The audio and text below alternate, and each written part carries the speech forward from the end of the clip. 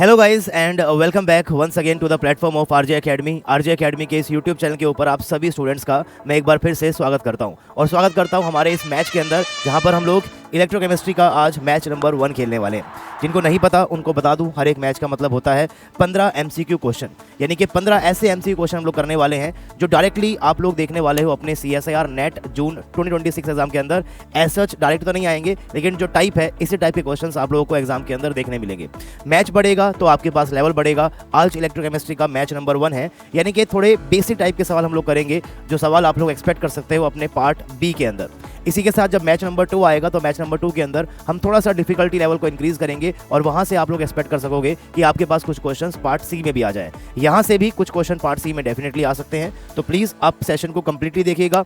हर एक कॉन्सेप्ट को आपको बिल्कुल डिटेल के अंदर समझना है। पूरी जो PDF है वो PDF भी आपको ऐप के ऊपर मिल जाएगी और हर एक मैच को आप लोग भी हमारे साथ खेल सकते हैं। जिस भी दिन आपको ये वीडियो मिल रहा है उसके एक दिन पहले इसी मैच का जो टेस्ट है वो हमारी ऐप के ऊपर अपलोड हो जाता है। टेस्ट आप लोग दीजिए, अगर आपने उस टेस्ट के अंदर 60% या फिर उससे ज़्यादा आपने स्कोर किया तो आप लोग जुड़ सकते हो हमारे बैचेस के अंदर, हमारे प्रीमियम बैचेस के अंदर इन जस्ट ₹145। सो बेसिकली कैसे आप लोग टेस्ट को दोगे, तो यार कैसे आपको अप्लाई करना है, जस्ट आपको आरजे एकेडमी की ऐप को डाउनलोड करना है और आरजे एकेडमी की ऐप के ऊपर ही आपको हमारा कोर्स मिल जाएगा, दैट इज अग्नि प्लस प्रो, राइट। तो इस कोर्स को आप लोग ओपन कीजिएगा। यहाँ पर इस कंटेंट सेक्शन के अंदर आपको जाना है और कंटेंट सेक्शन में जाते ही आपको सबसे पहला ही फोल्डर मिल जाएगा यहाँ पर टेस्ट। तो यहाँ पर सभी मैचेस को, यानी कि सभी 15 क्वेश्चंस के जो सेशन आपको मिल रहे हैं, इन क्वेश्चंस को in the form of test हम लोग यहाँ पर अपलोड कर रहे हैं।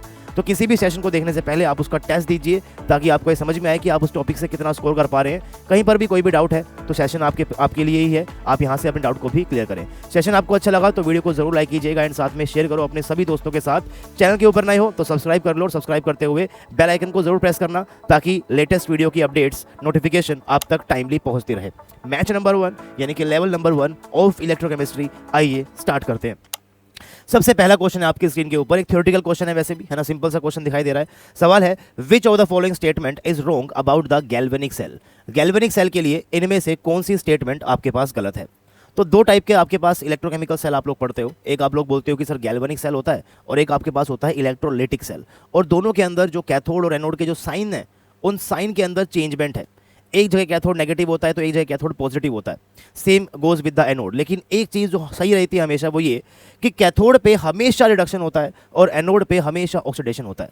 चाहे किसी भी टाइप का सेल हो, एनोड पे हमेशा क्या होगा भैया, ऑक्सीडेशन होगा, और कैथोड पे हमेशा ही क्या होगा, रिडक्शन होगा, राइट। तो जरा बात कर लेते हैं भैया, हमारे ऑप्शन को ध्यान से देखते हैं। साइन को बाद में देखिएगा, पहले रिडक्शन ऑक्सीडेशन को देखो, बिकॉज वो सेम होता है दोनों ही टाइप के सेल के अंदर। तो स्टेटमेंट सी दिख रही है, reduction take place at anode, बिल्कुल गलत बात भैया। और डी में है reduction take place at cathode, एकदम सही है। और यही स्टेटमेंट आपके लिए क्या रहेगी यहाँ पर, ट्रू स्टेटमेंट। अच्छा, ये ट्रू स्टेटमेंट है, आपको इनकरेक्ट निकालनी है तो बाकी को पढ़ना ही पड़ेगा यार। तो गैल्वेनिक सेल के अंदर कैथोड के ऊपर पॉजिटिव चार्ज होता है, एकदम सही बात है भैया, this is also a true statement. और अगर कैथोड पे पॉजिटिव होगा तो एनोड पे क्या होगा जी, आपके पास नेगेटिव चार्ज होगा। हालांकि हमारा आंसर हमको वैसे ही मिल जाएगा क्योंकि एनोड पे कभी भी रिडक्शन नहीं होता है, और यही हमारे पास यहाँ पर क्या है, एक रॉन्ग स्टेटमेंट है। So option number C will be the right answer. हर एक सवाल का एक्सप्लेनेशन भी आपको उसके नेक्स्ट स्लाइड के अंदर ही मिल रहा है। कोई भी कंफ्यूजन आपको होती है तो आप इस रेफरेंस आंसर को भी वेरीफाई कर सकते हैं, इससे भी आप लोग चीज़ों को रेफर कर सकते हैं। चलते हैं अपने अगले सवाल की तरफ। नेक्स्ट क्वेश्चन है आपके पास, a standard reduction electrode potential of 4 metals are. 4 आपके पास मेटल है, metal A, metal B, metal C and metal D, right. So there are 4 metals A, B, C and D. उसके बाद पूछा गया है the metal that displaces A from its aqueous solution, right. वैसे तो बहुत सिंपल सा क्वेश्चन होता है ये, लेकिन अक्सर बच्चे इस टाइप के क्वेश्चंस के अंदर कंफ्यूज होते हैं, बिकॉज यहाँ पर जो प्लस माइनस का साइन है, वैल्यू ऊपर ज़्यादा का, यहाँ पर आपको बहुत ज़्यादा कन्फ्यूजन देखने को मिलती है। और यहाँ पर नीचे लिखा हुआ है metal A displaces A from its aqueous solution. तो मैं एक काम करता हूँ, पहले मैं एक जनरल सी इक्वेशन लिख रहा हूँ, जनरल सी एक रिएक्शन लिख रहा हूँ, जहाँ पर हमारे पास ये डिस्प्लेसमेंट टाइप चीज़ें आपको देखने को मिलती है। क्लास 10th में आपने एक रिएक्शन पढ़ी होगी, है ना, जिसके अंदर आप लोग क्या करते हो भैया, आयरन को डिप करते हो कॉपर सल्फेट के अंदर, है ना, और आपके पास क्या बनता है, यहाँ से बनता है फेरस सल्फेट प्लस का कॉपर। यहाँ पर आयरन क्योंकि कॉपर से ज़्यादा रिएक्टिव होता है तो आयरन कॉपर को डिस्प्लेस कर देता है। इस तरीके से आप लोग पहले पढ़ते हो। लेकिन अगर आयरन ने डिस्प्लेस किया तो जरा चेक करते हैं कि आखिर आयरन के साथ हुआ क्या है। अगर बात करें इधर तो आयरन अपनी एलिमेंटल फॉर्म में होगा, सॉलिड स्टेट के अंदर होगा, तो यहाँ पर इसका ऑक्सीडेशन नंबर कितना होता है भैया, 0। और यहाँ पर कितना होता है जी, यहाँ पर होता है जी +2। तो 0 से +2 यानी कि जब कोई मेटल किसी दूसरे मेटल को डिस्प्लेस करता है तो वो जनरली कहाँ पर जाता है भैया, ऑक्सीडाइज होकर हाइयर ऑक्सीडेशन नंबर के अंदर जाता है। यानी कि मेटल जो डिस्प्लेस कर रहा है उसका क्या हो रहा है भैया, ऑक्सीडेशन हो रहा है। ऑक्सीडेशन उसी का होगा जिसका स्टैंडर्ड ऑक्सीडेशन पोटेंशियल ज़्यादा होगा। इसका मतलब ये है कि आयरन और कॉपर में से आयरन का ऑक्सीडेशन पोटेंशियल ज़्यादा है एज कंपेयर टू कॉपर, इसीलिए इसने इसको डिस्प्लेस कर दिया। और जनरली क्वेश्चन आपको मिलता है रिडक्शन के टर्म के अंदर, तो मैं ये भी बोल सकता हूं कि आयरन वाले केस के अंदर अगर इसका स्टैंडर्ड ऑक्सीडेशन पोटेंशियल ज़्यादा है, इसका मतलब स्टैंडर्ड रिडक्शन पोटेंशियल बहुत ज़्यादा क्या होगा भैया, कम होगा। तो इन दोनों मेटल में से जिसका स्टैंडर्ड रिडक्शन पोटेंशियल कम होता है वो ज़्यादा वाले को डिस्प्लेस कर सकता है। इस तरीके से आप लोग चीज़ों को समझ सकते हो। अब मैं जरा क्वेश्चन को पढ़ता हूं। The metal that displaces A from its aqueous solution, और ये सारे आपको रिडक्शन पोटेंशियल दे रखे हैं, और ए के लिए जो आपके पास वैल्यू है वो है माइनस का 250 वोल्ट। अब जो इस मेटल को डिस्प्लेस करेगा, जो इस ए मेटल को डिस्प्लेस करेगा, उसका रिडक्शन पोटेंशियल इससे भी कम होना चाहिए, उससे भी कम होना चाहिए। और इससे कम वैल्यू, क्या ये उससे कम है? नहीं, ये तो ज़्यादा वैल्यू हो गई उससे, ये भी उससे ज़्यादा ही है, लेकिन ये जो है माइनस 0.402, ये इससे भी कम वैल्यू है, तो डी वाला जो है वो ए को डिस्प्लेस कर देगा। ऑप्शन नंबर सी जो है वो आपके पास सही हो जाएगा। बहुत सारे बच्चे इसको ऐसे भी करते हैं कि जिसका रिडक्शन पोटेंशियल ज़्यादा है नेगेटिव के अंदर, वो कम वाले को डिस्प्लेस कर देगा। सिंपली आप इसको ऐसे भी याद कर सकते हो, बिकॉज मेनली जो क्वेश्चन है वो रिडक्शन की फॉर्म के अंदर ही मिलेगा। तो अगर रिडक्शन पोटेंशियल कम है तो वो ज़्यादा वाले को डिस्प्लेस कर देता है ना। इस तरीके से भी आप लोग चीज़ों को याद कर सकते हो। ऐसा ही पूरा यहाँ पर देखो एक्सप्लेन किया हुआ है, आप इसे आराम से पढ़िएगा, सब चीज़ें आपको समझ में आएंगी। Next question direct formula based question है। The thermodynamic efficiency of a cell is given by. तो सिंपल आपको क्या निकालना है भैया, थर्मोडायनामिक एफिशिएंसी निकालनी है किसी भी सेल की, तो वो कितना होता है, डायरेक्ट फॉर्मुला होता है उसका NFE divided by delta H। इसे प्लीज़ आप लोग याद रखिएगा, पेपर के अंदर पहले भी पूछा गया है, तो दोबारा भी आपके एग्जाम के अंदर आ सकता है, या फिर इस सिंपल से फॉर्मुले के ऊपर कोई सिंपल सा न्यूमेरिकल आपको देखने को मिलेगा। सवाल अच्छे लग रहे हैं तो आप लोगों को जरूर सेशन को लाइक करना है, शेयर करना है। फिर से आपको याद दिला दो भैया, जितने भी टेलीग्राम ग्रुप, व्हाट्सएप ग्रुप के ऊपर आप लोग हो, प्लीज़ हर जगह आप इस सेशन को शेयर करें ताकि मैक्सिमम स्टूडेंट यहाँ से बेनिफिट ले सकें। सब्सक्राइब नहीं किया हुआ है तो चैनल को जरूर जरूर जरूर सब्सक्राइब करें ताकि हम भी थोड़ा सा आप लोगों के साथ ग्रो कर सकें। चलिए अगला सवाल है, E nought for F2+2 electron gives 2F negative is 2.8। तो इसके लिए ई नोट क्या हो जाएगा? अब इस रिएक्शन को, और अगर मैं इसको ध्यान से देखूं तो दोनों रिएक्शन तो बिल्कुल सेम है, बस इस रिएक्शन को हाफ से मल्टीप्लाई किया हुआ है। अगर मैं इसको हाफ से मल्टीप्लाई कर दूंगा तो यही बन जाएगा। और EMF ध्यान रखिएगा एक इंटेंसिव क्वांटिटी होती है, वो एक एक्सटेंसिव क्वांटिटी है ही नहीं, वो बेसिकली अमाउंट पे डिपेंड ही नहीं करती है। तो अगर मैं रिएक्शन को 2 से मल्टीप्लाई करूँ, हाफ से मल्टीप्लाई करूँ, 3 से मल्टीप्लाई करूँ, 4 से मल्टीप्लाई करूँ, EMF में कोई चेंज नहीं आएगा। अगर ये 2.8 वोल्ट है तो ये भी कितना रहेगा आपके पास, 2.8 वोल्ट ही रहेगा। Answer will remain same, 2.8 volt, voltage same रहेगा। ठीक है, चलिए आगे बढ़ते हैं, नेक्स्ट क्वेश्चन देखते हैं भैया। Which of the following represents the reduction potential of silver wire dipped into 0.1 molar AgNO3 solution in at 25 degree Celsius. क्या किया है भैया, सिल्वर की वायर को डिप कर दिया, किसके अंदर डिप कर दिया, उसी के इलेक्ट्रोलाइट के अंदर डिप कर दिया, दैट इज AgNO3। अब represents the reduction potential of silver wire, इनमें से कौन सा रिडक्शन पोटेंशियल को एक्सप्लेन करता होगा, ये आप लोगों को यहाँ पर देख के भैया बताना है। कैसे करेंगे सर इस क्वेश्चन को? तो भैया पहले तो रिडक्शन की रिएक्शन लिखो। क्या होता है रिडक्शन? रिडक्शन होता है गेन ऑफ इलेक्ट्रॉन। तो Ag+ लेता है एक इलेक्ट्रॉन, एक्वस फॉर्म में होगा भैया, ऑब्वियस सी बात है, कंसंट्रेशन 0.1 दे रखी है, तो सॉल्यूशन के अंदर जो Ag+ होगा वो इलेक्ट्रोड के ऊपर से इलेक्ट्रॉन को गेन करेगा और कहाँ जाएगा भैया, इन the form of silver solid, वो डिपॉजिट हो जाएगा। तो ये हो जाती है मान लो आपके पास रिएक्शन। अब ये एक हाफ सेल रिएक्शन है, बिकॉज इसके अंदर इलेक्ट्रॉन दिख रहे हैं। रिएक्शन चाहे हाफ सेल हो, रिएक्शन चाहे कंप्लीट सेल हो, आप उस पर नर्ड्स इक्वेशन का यूज तो कर ही सकते हैं। तो what is E cell, this is equal to E note cell minus का 0.0591, है ना। कुछ लोग यहाँ पर 0.06 भी यूज़ करते हैं, डिपेंडिंग अपॉन की ऑप्शन में क्या दे रखा है। तो मुझे ऑप्शन में 0.059 दिखाई दे रहा है, इसलिए मैं यहाँ पर भी 0.059 ले लूँगा। 1 को भी आप यहाँ से रिमूव कर सकते हैं। डिवाइड बाय n होता है, और यहाँ पर होगा आपके पास लोग कंसंट्रेशन ऑफ प्रोडक्ट में सॉलिड है, तो वो लेके चलते हैं भैया यूनिटी, और नीचे मिलेगा आपको यहाँ पर Ag+। अब इस रिएक्शन के हिसाब से नंबर ऑफ इलेक्ट्रॉन्स इन्वॉल्व कितने हैं जी, 1 है। ऑप्शन को ध्यान से देखते हो तो वहां पर कंसंट्रेशन वैल्यू को पुट किया हुआ है, दैट इज 0.1, ये दे रखी है वैल्यू भैया 0.1। तो मैं एक काम करता हूं, पहले तो मैं यहां पर Ag+ को ऊपर कर रहा हूं, है ना। इसको अगर मैं चेंज कर दूंगा, Ag+ को मैं ऊपर लेकर आ जाऊंगा, तो बाहर का जो नेगेटिव है वो बन जाएगा पॉजिटिव। और नंबर ऑफ इलेक्ट्रॉन्स इस रिएक्शन के अंदर जा रहे हैं भैया आपके पास कितने, 1। और कंसंट्रेशन जो दे रखी है वो दे रखी है 0.1 यानी कि 10 की पावर -1 आप इसे बोल सकते हो। और log की बड़ी खास प्रॉपर्टी ये होती है कि जो पावर है ये पावर जो है ये पावर आगे आ जाती है, पावर आगे आ सकती है।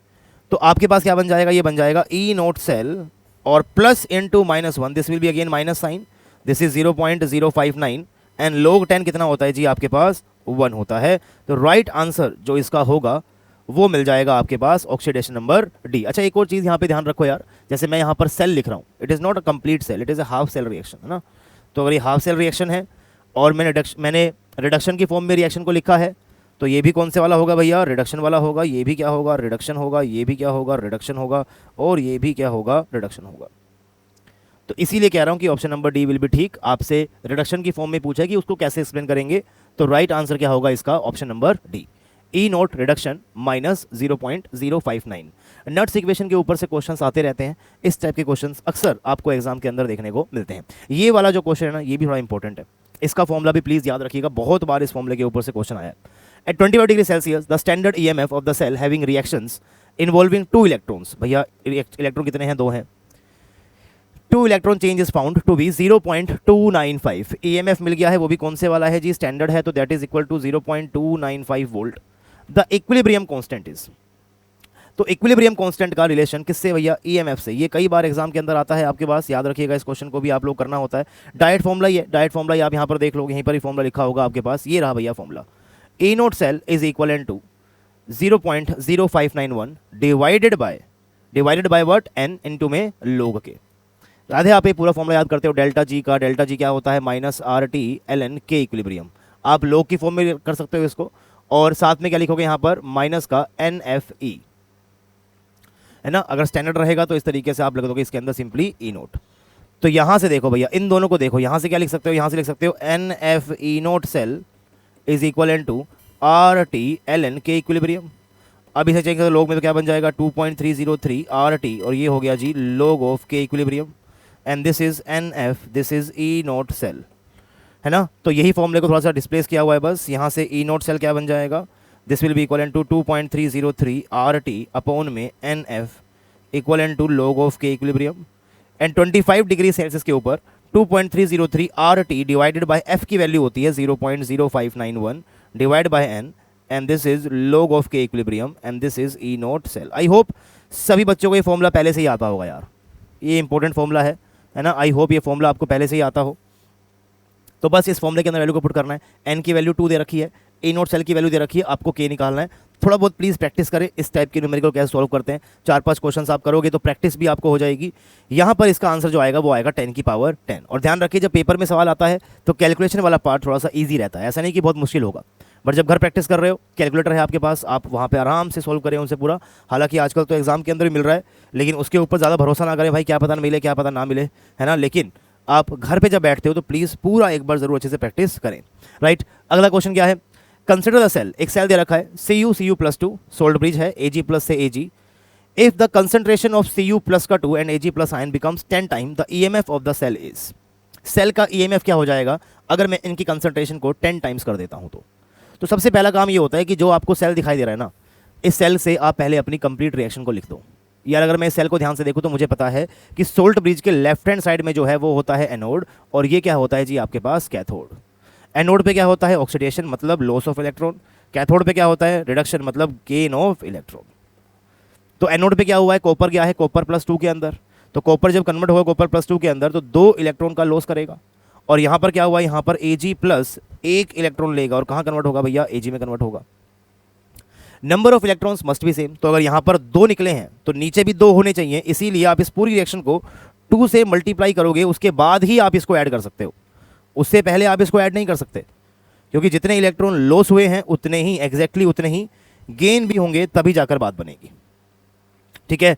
तब ऐड करोगे तो इलेक्ट्रॉन कट जाएंगे, और अब आप लिखेंगे अपनी इक्वेशन को पूरा, twice of Ag+ gives copper plus का 2 प्लस का ट्वाइस ऑफ Ag। अब ये भी होता है सॉलिड में और ये भी क्या होता है भैया सॉलिड में, और ये बन गई आपके पास कंप्लीट सेल रिएक्शन। जिनमें इलेक्ट्रॉन्स होते हैं वो होती हैं हाफ सेल रिएक्शंस। जब इलेक्ट्रॉन्स कैंसिल करके आपने ऐड किया तो क्या बन गई आपके पास कंप्लीट सेल रिएक्शन। और नट्स इक्वेशन कंप्लीट सेल रिएक्शन के ऊपर भी क्या होती है, एप्लीकेबल होती है। तो अब यहाँ पर क्या करेंगे हम लोग, नट्स इक्वेशन को अप्लाई करेंगे। तो चलो भैया करते हैं इक्वेशन को अप्लाई। तो क्या हो जाएगा आपके पास E cell will be equal to E note cell minus temperature, हालांकि दे नहीं रखा बट मान लो कि 25 है, वैसे भी हमको चेंज निकालना है। तो अगर हम पहला निकाल रहे हैं 25 के ऊपर, तो कंसंट्रेशन को चेंज करने के बाद भी 25 डिग्री पे निकालेंगे। तो मैं मान लेता हूं कि टेम्परेचर हमारे पास क्या है, 25 डिग्री सेल्सियस है। तो ये बन जाएगा 0.059। Number of electron transfer R 2, because मैंने 2 कट किया है यहाँ पर, एंड दिस इज लॉग, और यहाँ पर आता है रिएक्शन कोशेंट, जो इस केस के अंदर बनेगा कॉपर का +2 and divided by Ag plus का स्क्वायर। इधर कोफिशिएंट 1 है और इधर कोफिशिएंट कितना है भैया, 2 है, तो ध्यान रखिएगा स्क्वायर मत मिस करना, क्योंकि जब मैं कंसंट्रेशन को चेंज करूंगा तो यही टर्म में चेंज आएगा। ये तो सेम ही रहेगा भैया ई नोट सेल, सिर्फ चेंज कहाँ पर आएगा, यहाँ पर आएगा। इसके अंदर भी ये वाला पार्ट को क्या बोलते हैं, इसे बोलते हैं रिएक्शन कोशेंट। इसे क्या बोलते हैं, इसे बोलते हैं रिएक्शन कोशेंट। तो चलिए देखते हैं कि जब कंसंट्रेशन को चेंज करेंगे तो रिएक्शन कोशेंट पे क्या फर्क पड़ेगा। इसको भी 10 टाइम्स करना है और इसको भी 10 टाइम्स करना है। तो अगर ये पहले x है तो कितना हो जाएगा भैया 10x, और अगर ये y तो कितना हो जाएगा 10y, लेकिन यहाँ पर इसका स्क्वायर भी है, यहाँ पर इसका स्क्वायर भी है, ध्यान रखिएगा। तो अगर मैं सिर्फ रिएक्शन कोशेंट की बात करूँ इस वाले केस के अंदर, तो आप यहाँ पर भी देख सकते हैं भैया कॉपर की जो कंसंट्रेशन है बदल गई है 10 टाइम्स ऑफ दिस, सिल्वर भी हो गया है 10 टाइम्स ऑफ दिस, और ये रहा आपके पास रिएक्शन कोशेंट की वैल्यू जो मैंने यहाँ पर नेक्स्ट पेज पे लिखी हुई है, this is your reaction quotient. तो जब कंसंट्रेशन चेंज होगी तो नया रिएक्शन कोशेंट क्या हो जाएगा यार, 10 टाइम्स ऑफ कॉपर प्लस 2 की concentration divide by 10 times of Ag plus की कंसंट्रेशन का स्क्वायर। तो ये तो बनेगा 10 डिवाइडेड बाय 100 है ना, Ag प्लस पहले वाली Ag प्लस से कट जाएगा बेसिकली। अगर मैं ओल्ड फॉर्म में लिखना चाहूँ तो ये हो गया रिएक्शन कोशेंट पहले वाला, तो ये बन जाएगा Q/10। तो जो नया रिएक्शन कोशेंट आएगा दैट इज बेसिकली Q/10। और अगर मैं सिर्फ यहीं पर ही अपनी इक्वेशन को देखूं, यहीं पर ही अपनी इक्वेशन को देखूं ध्यान से, तो मैं इन सब चीज़ों को यहाँ से रिमूव करके सिंपली रिएक्शन कोशेंट लिख सकता हूँ। अब जरा सोच के देखो कि अगर रिएक्शन कोशेंट डिक्रीज कर गया बाय द फैक्टर ऑफ 10, ये किसी फैक्टर से डिक्रीज करता है, लेकिन अगर ये डिक्रीज करेगा तो नेगेटिव वाली टर्म डिक्रीज कर रही है, इसका मतलब ई सेल क्या हो जाएगा भैया, बढ़ जाएगा। तो बिकम्स 10 टाइम्स होगा क्या, बढ़ के 10 टाइम हो जाएगा, वो कैलकुलेट करना पड़ेगा। रिमेन सेम आप काट सकते हो, डिक्रीज भी आप काट सकते हो, आंसर तो क्या आएगा आपके पास, इंक्रीज। अब इंक्रीज बाय दिस और इंक्रीज बाय 10 टाइम्स, तो उसके लिए फिर आपको देखो पूरा सॉल्व करना पड़ेगा। आप नए रिएक्शन क्वेश्चन से भी ई सेल निकालिएगा, पहले वाले से भी ई सेल निकालिएगा और दोनों को माइनस कर दीजिएगा, तो ई नोट सेल टर्म्स तो कटी जाएगी, और जो बाहर बचेगा 0.59 डिवाइड बाय 2 वो रह जाएगा, और यहाँ बन जाएगा log 10 जो कि 1 होता है। प्लीज़ करके देखिएगा, समझ में आ जाएगा आपको। इसका आंसर क्या होने वाला है भैया कि EMF इंक्रीज करेगा वो भी जस्ट बाय 0.0295। ठीक है, पहले ई सेल निकालना सिंपल रिएक्शन क्वेश्चन से, फिर नए वाले से निकालना और दोनों को माइनस कर देना। माइनस करने के बाद आपको समझ में आएगा कि इंक्रीज हुआ है वो भी कितना, बाय 0.0295। राइट, चलिए अगला सवाल देखते हैं। गिवन इलेक्ट्रोड पोटेंशियल्स, एक हाफ सेल दे रखा है, उसका पोटेंशियल दे रखा है। ऑफ कोर्स अगर गेन ऑफ इलेक्ट्रॉन है तो ये क्या हो रहा होगा, स्टैंडर्ड रिडक्शन पोटेंशियल रहा होगा। यहाँ पर भी गेन ऑफ इलेक्ट्रॉन के टर्म्स में है तो ये भी क्या रहा होगा, स्टैंडर्ड रिडक्शन पोटेंशियल रहा होगा। So E note cell for the cell reaction is, इस कंप्लीट सेल रिएक्शन के लिए ई नोट सेल क्या होगा, इस कंप्लीट सेल रिएक्शन के लिए क्या होगा। तो अगर मैं इस सेल रिएक्शन को देखूं तो मुझे समझ में आ रहा है कि सर जो आयरन है वो +3 से +2 में गया, मतलब डिक्रीज किया, तो यानी कि आयरन वाले का क्या हुआ है भैया, रिडक्शन हुआ है। यानी कह सकते हैं कि +3 से +2 में गया है तो इसका क्या हुआ है, रिडक्शन हुआ है। और जो बच गया I, ये गया है -से 0, मतलब इंक्रीज हुआ है यार। तो ये गया है I- से I2, इसका क्या हुआ है भैया, ऑक्सीडेशन हुआ है। और अगर इन दोनों से बनता है कोई सेल और उस सेल का मुझे स्टैंडर्ड पोटेंशियल चाहिए हो, अगर मुझे उसका ई नोट चाहिए हो, तो ये बड़ा सिंपल सा होता है, आप SRP लिखो जो कैथोड पे है, माइनस आप SRP लिखो जो एनोड पे है।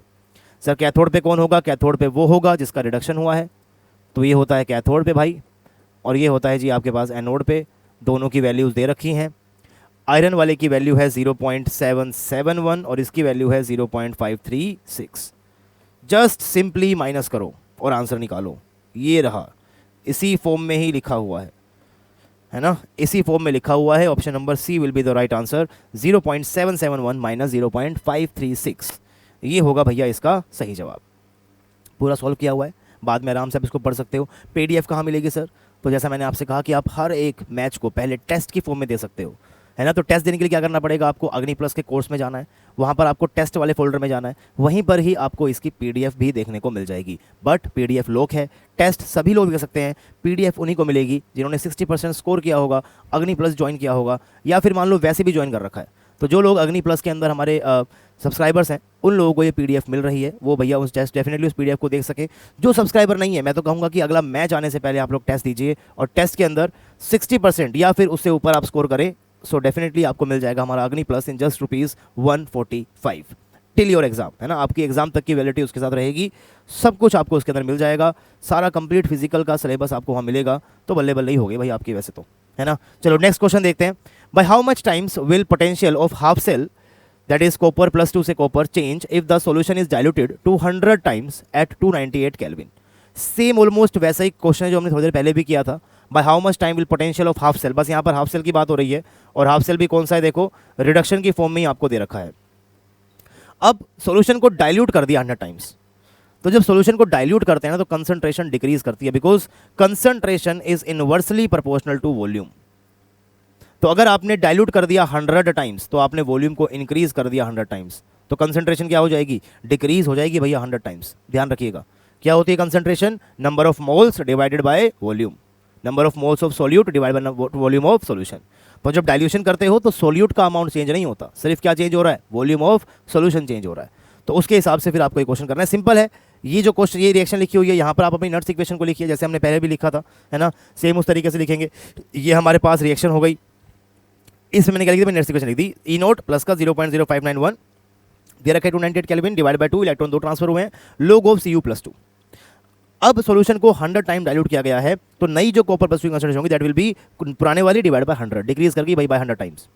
तो नई वाली को यहाँ पर पुट करेंगे, नई वाली को यहाँ पर पुट किया भैया, और नई वाली को पुट करने के बाद निकाल लिया change in potential. Sir change क्या होता है भैया, डेल्टा ही निकालेंगे। पहले क्या था, पहले था जी आपके पास ई नोट सेल माइनस का 0.591 divide by 2, and this is log of, I think copper plus की फॉर्म में लिखा है हम लोगों ने यहाँ पर, हाँ जी, log ऑफ कॉपर प्लस, तो यहाँ बन जाएगा प्लस, इसे कर देता हूँ ऊपर, ये हो गया मेरा पहले वाला। इसके अंदर माइनस करेंगे हम नए वाला, नए वाला क्या हो जाएगा, नए वाला होगा ई नोट सेल माइनस का 0.0591 डिवाइड बाय 2, और ये हो गया कॉपर प्लस का 2 डिवाइड बाय 100। तो जब मैं इस ब्रैकेट को ओपन करूंगा तो ये वाली टर्म जो है ये तो इससे कट ही जाएगी, और इन दोनों से आप बेसिकली 0.0591 बाय 2 ले लो कॉमन। यहाँ पे क्या बचेगा, log ऑफ कॉपर +2, और माइनस ये बन जाएगा प्लस, और ये बचेगा log ऑफ कॉपर प्लस का 2 divided by what, divided by 100। इस तरीके से आपके पास चीज़ें बचेंगी। अब आप लोग चाहो थोड़ा सा इसको मैनिपुलेट करके डेल्टा ई निकाल सकते हो, मैं इस वाले पार्ट को छोड़ रहा हूं, आप ये करेंगे। जब डेल्टा ई आप लोग निकालने बैठेंगे तो कुछ ऐसा फॉर्मूला बन जाएगा आपके पास, ई नोट सेल से ई नोट सेल कट जाएगा, ये बच गया, log 1/100 को आप लिख सकते हो 10 की पावर 2, ये कितना होता है भैया, -2 होता है। तो इसकी वैल्यू सीधा यहाँ पुट करेंगे -2, तो आपका आंसर आ जाएगा डिक्रीज बाय, मतलब नेगेटिव आंसर आया है, मतलब क्या हुआ है भैया, डिक्रीज हुआ है। नेगेटिव साइन का मतलब क्या होता है कि पोटेंशियल क्या होगा भैया, डिक्रीज होगा। डिक्रीज कितने से होगा, 59 से आपके पास डिक्रीज हो जाएगा। ठीक है, so the right answer is option number B, decrease by 59 millivolt, right. चलिए आगे बढ़ते हैं, अपने अगले सवाल को देखते हैं। नेक्स्ट क्वेश्चन है आपका इलेक्ट्रोलिटिक सेल के ऊपर। क्वेश्चन क्या है, the products form when an aqueous solution of NaBr is electrolysed in a cell having inert electrodes, और सॉल्यूशन भी कैसा भैया, एक्वस है। अब NaBr का जब आप करोगे तो आपके सॉल्यूशन में कौन कौन से आयंस आपको मिलेंगे। अगर बात करूं कैटायंस कौन कौन से मिलेंगे, कैटायंस कौन कौन से मिलेंगे, और एनायंस कौन कौन से मिलेंगे। तो कैटायंस NaBr से आपको मिलने वाला है Na+, और यहाँ से मिलेगा आपको Br नेगेटिव। बहुत सारे बच्चे ऐसे भी करते हैं कि सर पानी भी होगा इलेक्ट्रोलाइज और आपको H+ और OH नेगेटिव भी देखने को मिलेगा, लेकिन वहीं आपने ये भी पढ़ा होगा कि आयनिक प्रोडक्ट ऑफ वाटर कितना होता है, 10 की power -14, and concentration of H+ and OH negative from water is just 10 की पावर -7 मोलर। तो वो अमाउंट बहुत ही कम होता है। मेजरली आपके सोल्यूशन के अंदर पानी के मॉलिक्यूल्स है, ना कि आयंस। और H2O का रिडक्शन भी हो सकता है और H2O का ऑक्सीडेशन भी हो सकता है ना। कैटायंस ये क्या करते हैं भैया, रिड्यूस करते हैं, हमेशा रिडक्शन होगा इनका। इनका बेसिकली क्या होता है भैया, इनका होता है ऑक्सीडेशन, इनका होता है जी ऑक्सीडेशन। तो जब Br नेगेटिव का ऑक्सीडेशन होगा तो ये फॉर्म करेगा भैया Br2। अगर H2O का ऑक्सीडेशन हुआ तो ये फॉर्म करता है O2। Na का रिडक्शन हुआ तो बनाएगा Na सॉलिड, और अगर H2O का रिडक्शन हुआ तो ये बनाता है भैया H2 गैस। ये कुछ बातें हैं जो आपको पहले से ही पता होनी चाहिए। अच्छा, क्या सर इन दोनों का होगा रिडक्शन? नहीं, इन दोनों में से किसी एक का होगा। क्या इन दोनों का होगा? नहीं, दोनों में से किसी एक का होगा। ध्यान रखिए, ग्रुप नंबर 1 के मेटल कैटायन से रिडक्शन पोटेंशियल में हमेशा पानी आगे होता है, तो इन दोनों में से इसका नहीं होगा, लेकिन H2O का होगा, राइट। इस वाले केस में कौन जीतेगा? H2O जीतेगा। और इस वाले केस के अंदर कौन जीतेगा जी? आपके पास, अगर मैं यहाँ पर आऊँ तो यहाँ जीत जाता है जी आपके पास Br नेगेटिव। Br नेगेटिव जीत जाता है। तो यार H2 गैस भी देखने को मिलेगी आपको, Br2 भी देखने को मिलेगी। और H2 और Br2 सिर्फ एक ही ऑप्शन में दे रखा है। यहाँ पर H2 और O2 है तो यहाँ से गलत हो गया, यहाँ पर O2 से गलत हो गया, और यहाँ पर हो गया गलत सोडियम से। अब बात ये कि सर फिर ये NaOH कहाँ से आएगा? अरे भैया आपके पास Na+ तो बचा हुआ है ना, Na+ बचा हुआ है, और थोड़ा बहुत सोल्यूशन के अंदर OH नेगेटिव तो होगा ही, ऑब्वियस सी बात है। वैसे भी जब इसका होता है तो यहाँ पर भी OH नेगेटिव रिलीज होता है, और वो OH नेगेटिव इस वाले Na+ से जुड़े क्या बनाएगा? Caustic soda, and that is your NaOH। तो ये भी बीकर के अंदर आपके पास बनेगा when you electrolysed aqua solution of NaBr। Important था वर्ड एक्वस, एक्वस को मिस कर दोगे तो जवाब आप गलत कर दोगे, ठीक है। तो ध्यान रखिएगा, इसका राइट आंसर क्या होने वाला है? Option number C. पूरा सब कुछ डिटेल में लिखा हुआ है, देख सकते हो आप। जब H2O का रिडक्शन होता है तो OH नेगेटिव देखो यहाँ से रिलीज हो रहा है, और यही OH नेगेटिव बेसिकली Na+ से जुड़कर क्या बनाता है? NaOH को प्रोड्यूस करता है। तो there are 3 products, H2 + Br2 + NaOH, right. चलिए अगला सवाल है, the amount of ion discharge during electrolysis is not directly proportional to. हालांकि फॉर्मूला क्या होता है भैया W का? ये होता है ZIT। T क्या होगा? कितने टाइम के लिए करंट पास किया। I क्या होगा भैया? करंट ही होगा। और Z क्या होता है? Z होता है electrochemical equivalent weight. This is electrochemical equivalent weight. अब पढ़ते हैं ऑप्शन। टाइम फॉर्मूले में आता है, करंट फॉर्मूले में आता है, इलेक्ट्रोकेमिकल इक्विवेलेंट भी फॉर्मूले के अंदर आता है, लेकिन कहीं पर भी रेजिस्टेंस तो फॉर्मूले के अंदर नहीं है। सो यही हमारा क्या होगा भैया? सही जवाब is not directly proportional to. Resistance के डायरेक्टली प्रोपोर्शनल में नहीं है जी, ठीक है।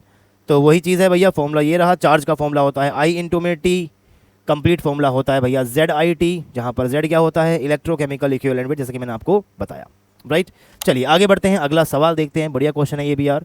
When the same electric current is passed through the solution of different electrolytes in series, the amount of elements deposited on the electrode are in the ratio of their equivalent weight। यही तो आपके पास Faraday का second law भी कहता है ना? W1/N1 = W2/N2 = W3/N3। इस तरीके से आप फॉर्मूला भी पढ़ते हो। तो एटॉमिक नंबर से रिलेशन में है क्या? नहीं। मास नहीं। स्पेसिफिक ग्रेविटी नहीं। Yes, option number D, equivalent masses will be the right answer, ठीक है। फैराडे का सेकंड लॉ के अकॉर्डिंग, इनफैक्ट फैराडे का सेकंड लॉ भी यही कहता है, ठीक है। फैराडे का सेकंड लॉ भी जो है वो इसी बात को ही रिप्रेजेंट करता है।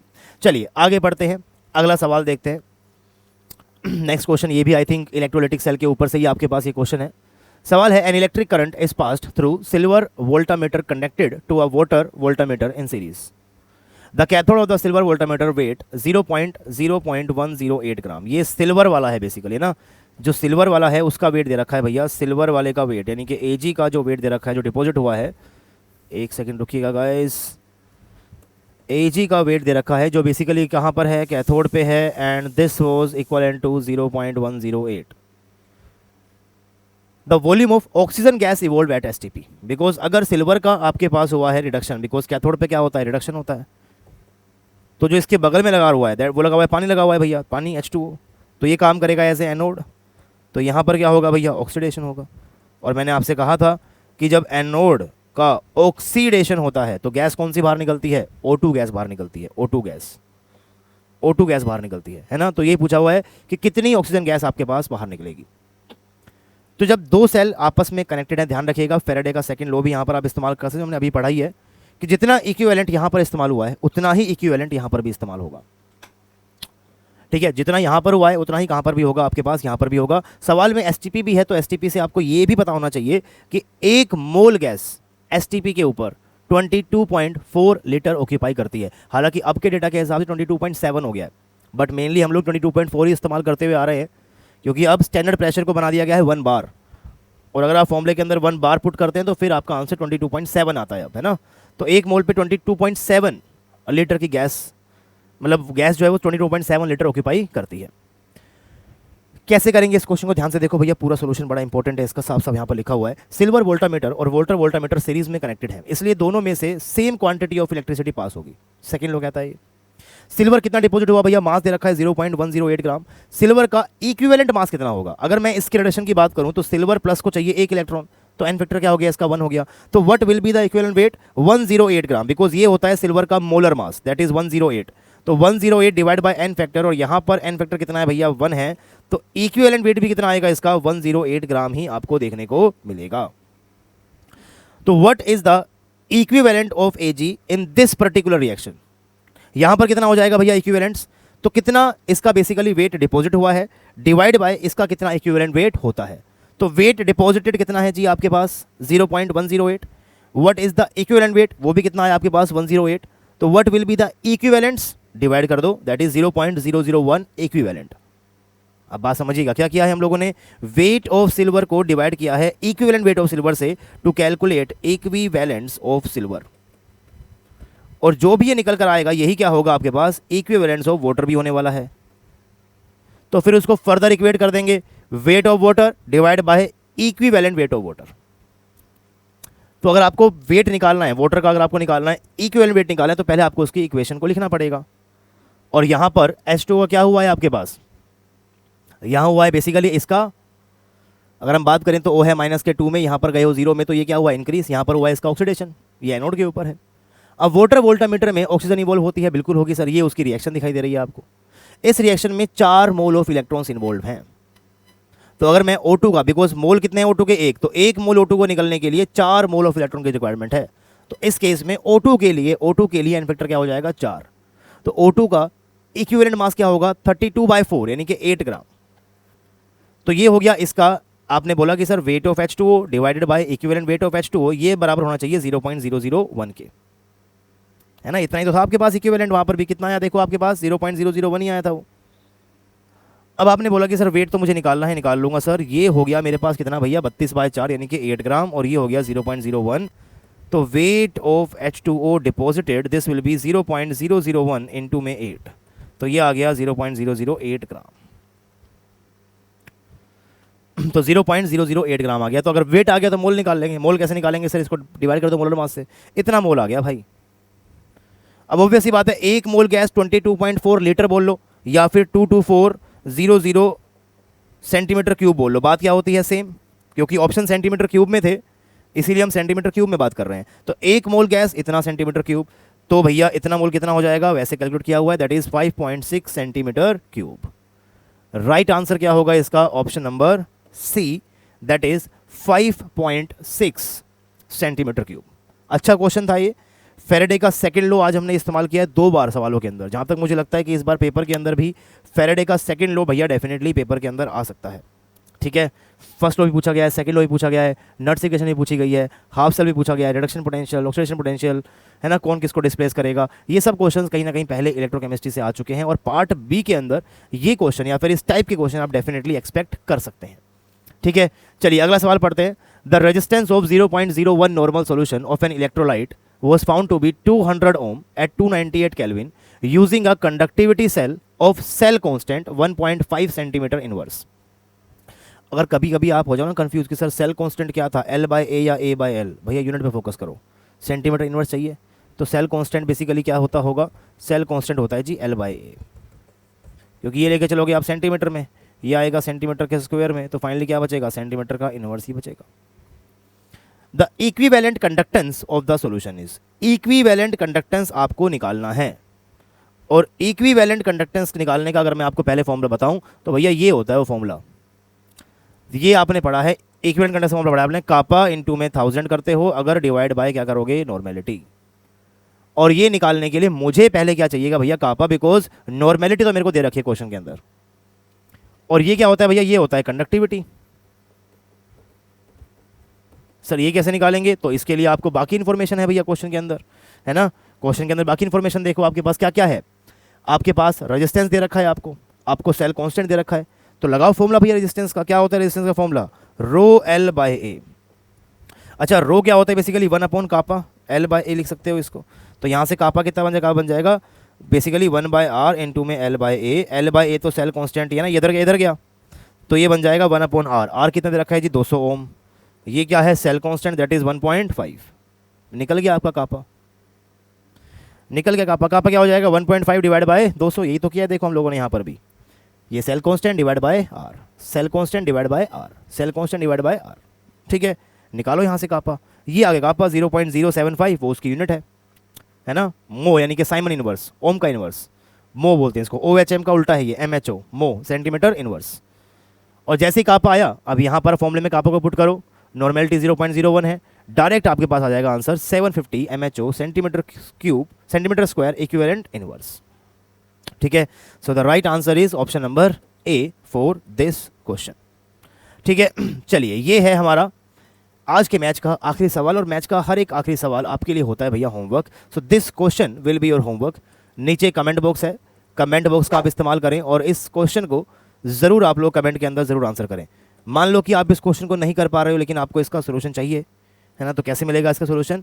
तो हर एक होमवर्क के सोल्यूशन को मैं डाल रहा हूँ इन द फॉर्म ऑफ शॉर्ट्स, वहाँ पर आपको इसका सोल्यूशन मिल जाएगा। तो चैनल को प्लीज़ आप लोग सब्सक्राइब कर रखिएगा ताकि किसी भी वीडियो को आप लोग डेफिनेटली मिस ना करो। राइट, तो ये था हमारा आज का मैच नंबर 1 ऑफ इलेक्ट्रोकेमिस्ट्री। ऐसा ही एक और मैच बहुत जल्दी आपके पास आएगा इलेक्ट्रोकेमिस्ट्री का एज़ पर द शेड्यूल। और उस मैच को भी टाइमली देखने के लिए बहुत ज़रूरी है कि आप चैनल को सब्सक्राइब करें। चीज़ों को समझने के लिए बहुत ज़रूरी है कि आप वीडियो को लाइक करें, शेयर करें अपने सभी दोस्तों के साथ। एंड एक बार फिर से आपको बता दूं कि अगला मैच आने से पहले आप उस मैच का टेस्ट दे सकते हैं और अगर आपने टेस्ट में 60% से ऊपर स्कोर किया तो आप जुड़ सकते हैं हमारे अग्नि प्लस कोर्स के अंदर in just ₹145। So this is it for today session. I hope you guys like the video. Like किया है तो भैया पक्का लाइक करिएगा एंड होमवर्क क्वेश्चन को आपको नीचे ज़रूर कमेंट बॉक्स के अंदर छोड़ते हुए जाना है। मिलते हैं आपसे अगले मैच में, तब तक के लिए टेक केयर, पढ़ते रहिएगा, खुश रहिएगा and happy learning to all of you guys.